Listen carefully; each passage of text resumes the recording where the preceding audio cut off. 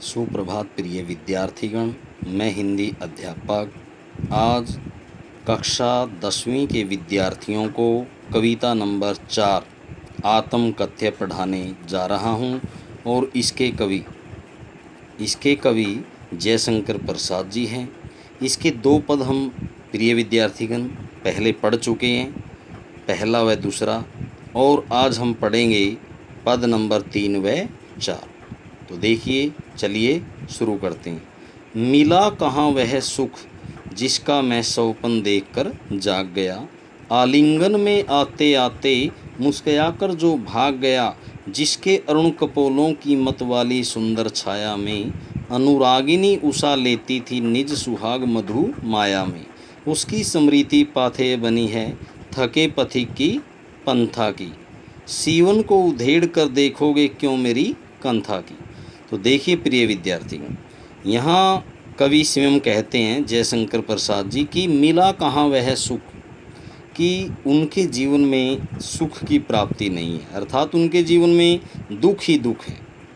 और इसलिए कहते हैं कि मिला कहाँ वह सुख, कहते मुझे वो सुख कहाँ मिल पाया है जिसका मैं सौपन देख कर जाग गया, कि मेरे जीवन में अर्थात मेरे सौपन में भी मैंने जिस सुख की प्राप्ति चाही थी या जो सुख मिलने वाला था वो भी मुझे नहीं मिल पाया। आलिंगन में आते आते मुस्कुराकर जो भाग गया, कहने का मतलब है कि जो मेरे सौपन में सुख की प्राप्ति होने वाली थी वह भी आलिंगन में आते आते, मेरी भुजाओं में आते आते वो भी क्या है, मुस्कुराकर भाग गया। अर्थात जैसे ही मेरी क्या है नींद खुली तो मेरा जो स्वप्न रूपी जो सुख था वो भी मुझसे दूर चला गया। जिसके अरुण कपोलों की मत वाली सुंदर छाया में अनुरागिनी उषा लेती थी निज सुहाग मधु माया में।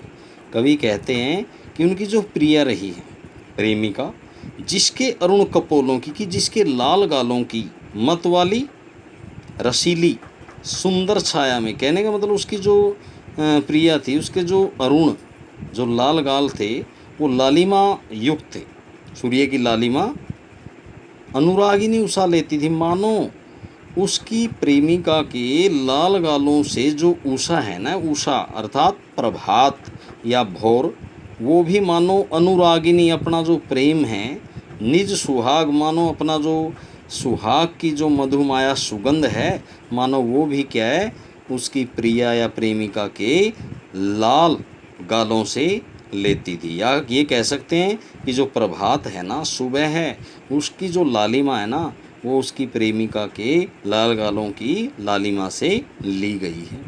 उसकी स्मृति पाथेय बनी है थके पथिक की पंथा की, कि उसकी जो स्मृति है वो पाथेय बनी, कि कवि की जो यादें हैं ना अपनी प्रिया के विषय में, वही उसके जीवन रूपी रास्ते का पाथेय भोजन बनी है। पाथेय वैसे रास्ते का भोजन होता है कि उसका जो जीवन रूपी मार्ग है, उस मार्ग में उसकी प्रेमिका की, उसकी प्रिया की जो यादें हैं ना, स्मृति, वही उसका पाथेय बनी, मतलब उसका यात्रा रूपी भोजन बनी, थके पथिक की पंथा की।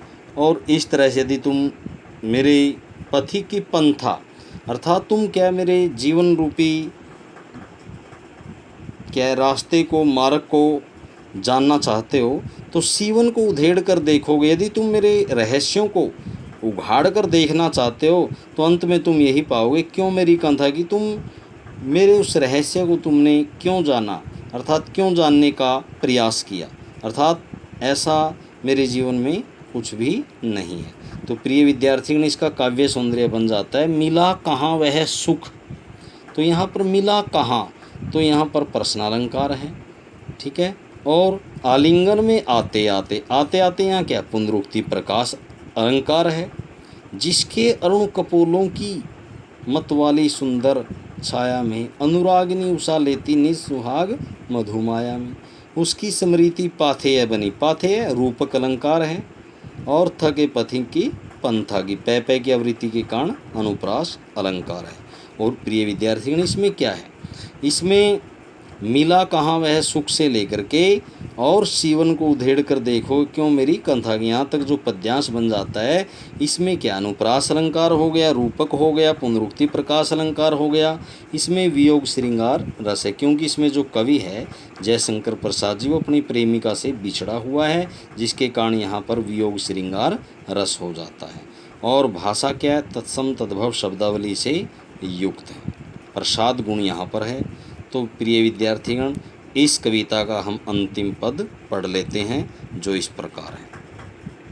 ये छोटे से जीवन की कैसे बड़ी कथाएं आज कहूँ, क्या यह अच्छा नहीं कि औरों की सुनता मैं मौन रहूं। सुनकर क्या तुम भला करोगे मेरी भोली आत्मकथा, अभी समय भी नहीं थकी सोई है मेरी मौन व्यथा। देखिए प्रिय विद्यार्थीगण, इसके अंदर कवि जयशंकर प्रसाद जी कहना चाहते हैं कि छोटे से मेरे जीवन की कैसी बड़ी कथाएं आज को, कि मेरे जीवन, जो मेरा जीवन है ना वो बहुत छोटा है। कहने का मतलब मेरे जीवन में बहुत बड़ी बड़ी उपलब्धियां नहीं हैं, कोई ऐसे कारनामे नहीं, ऐसे कार्य नहीं हैं जो मैंने किए हो और जिसकी बड़ी बड़ी कथाएं कहानियाँ आप लोगों को मैं बता सकूँ। ये बातें किनको कहता है, उन लोगों से कहता, उन मित्रों से कहता जो उन्हें आत्मकथा लिखने के लिए आग्रह करते हैं। क्या यह अच्छा नहीं कि औरों की सुनता मैं मौन रहूं, कि हे मित्रों क्या ऐसा नहीं हो सकता कि मैं औरों की ही सुनता रहूं लेकिन स्वयं क्या है, चुप बना रहूं। क्योंकि मेरे पास तो कुछ ऐसा नहीं है सुनाने योग्य जो तुम्हें सुनाऊं और तुम्हें प्रसन्न कर दूं, लेकिन क्या ऐसा नहीं हो सकता कि मैं स्वयं तो चुप रहूं और औरों की सुनता रहूं। सुनकर क्या तुम भला करोगे मेरी भोली आत्मकथा, कि हे मित्रों, उन मित्रों को संबोधित करते हुए कहता है जो उसके मित्र तो हैं लेकिन क्या है, मित्र रूपी शत्रु, क्या है, शत्रु रूपी मित्र है। मित्र सही नहीं है, शत्रु रूपी मित्र है।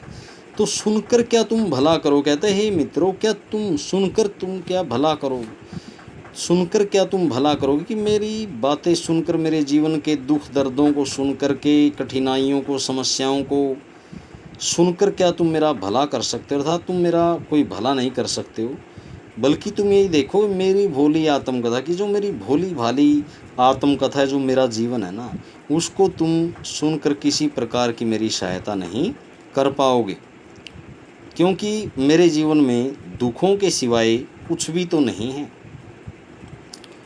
अभी समय भी नहीं थकी सोई है मेरी मौन व्यथा, कि हे मित्रों अभी समय भी नहीं है, कि जो ये समय है ना, कि मेरे जीवन में केवल दुख ही दुख आए हैं, सुखों की प्राप्ति मुझे सौपन में भी नहीं हुई है, और अभी समय भी नहीं आया किस चीज़ का, थकी सोई है मेरी मौन व्यथा, की जो मेरी मौन व्यथा है, मेरी जो चुप्पी है, मौन का मतलब चुप्पी, व्यथा का मतलब पीड़ा, कि मेरी जो चुप्पी रूपी जो व्यथा है, पीड़ा है, अर्थात जो मेरे जो दुख हैं वो अभी सोए हुए हैं।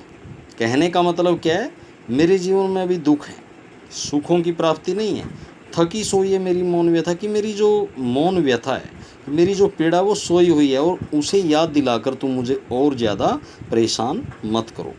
और आप सभी से आग्रह अब यही है कि आप मेरे जीवन को उघेड़ कर मत देखो, उघाड़ कर कह लीजिए, कि उसके अंदर ताका झांकी करके मत देखिए, क्योंकि ऐसे करने से जो मेरी पीड़ा है और ज़्यादा हो जाएगी। तो प्रिय विद्यार्थीगण देख लीजिए, अब करते हैं हम इसका जो हमारा काव्य सौंदर्य बनता है, ये पद्यांश बनेगा यहाँ से, छोटे से जीवन की कैसे बड़ी कथाएं आज कहूँ। तो यहाँ पर हमारा छोटे से जीवन की कैसे बड़ी कथाएं आज कहूँ, आज कहूँ, कहूँ के बाद क्या प्रश्नवाचक चिन्ह आया है, तो इसलिए प्रश्न अलंकार है। क्या यह अच्छा नहीं कि औरों की सुनता मैं मौन रहूँ, यहाँ भी प्रश्नवाचक है। और फिर सुनकर क्या तुम भला करोगे मेरी भोली आत्मकथा, यहाँ भी प्रश्नवाचक चिन्ह है। तो इसलिए प्रिय विद्यार्थीगण, यहाँ इस काव्यांश में, इस पद्यांश में, अंतिम पद्यांश में हमारा प्रश्नालंकार क्या है, प्रश्नालंकार मुख्य अलंकार है। इसमें तत्सम तद्भव शब्दावली है, और इसमें क्या है, इसमें अनुप्रास अलंकार है, मेरी मौन, मेरी मौन, मैं की आवृत्ति के कारण, मेरी में मैं और फिर आगे क्या है, मौन में मैं। तो मैं की आवृत्ति के कारण अनुप्रास अलंकार है। प्रिय विद्यार्थीगण, वैसे तो इस पूरी कविता में क्या है, प्रसाद गुण है, लेकिन इस पद्यांश में भी प्रसाद गुण है और वियोग श्रृंगार रस ही है, क्योंकि वो अपनी प्रिया से बिछड़ा हुआ और जो दर्द है एक करुण भाव से यहाँ व्यक्त कर रहे हैं। तो यहाँ पर भी क्या है, हमारा वियोग श्रृंगार रस ही है। भाषा तत्सम तद्भव शब्दावली है और इस तरह से हमारा ये इसका काव्य सौंदर्य हो जाता है, जो हमारा एक काव्यांश है। प्रिय विद्यार्थीगण, आशा करता हूँ कि आप सभी को यह वीडियो पसंद आई होगी और पूरी उम्मीद करता हूँ कि आप इस वीडियो को बार बार देखेंगे और इसकी जो सह प्रसंग व्याख्या बनती है वो अपनी कॉपी में साफ सुंदर राइटिंग में करोगे। सबसे पहले लिखोगे संकेत। संकेत कोई भी पद्यांश लिखना है, जैसे छोटे से जीवन की, इतना लिख लिया। फिर अंतिम पद हो जाएगा मेरी मौन व्यथा, बीच में डैश डैश, ये संकेत हो गया। प्रसंग, यह पद्यांश हमारी हिंदी की पाठ्य पुस्तक क्षितिज भाग 2 की कविता आत्मकथा से लिया गया और इसके कवि जयशंकर प्रसाद जी हैं। इसमें उन्होंने आत्मकथा अर्थात अपने जीवन के विषय में लिखा है। तो इस तरह से क्या इसका प्रसंग हो जाएगा। फिर संकेत, प्रसंग, उसके बाद नंबर 3 पर लिखोगे व्याख्या।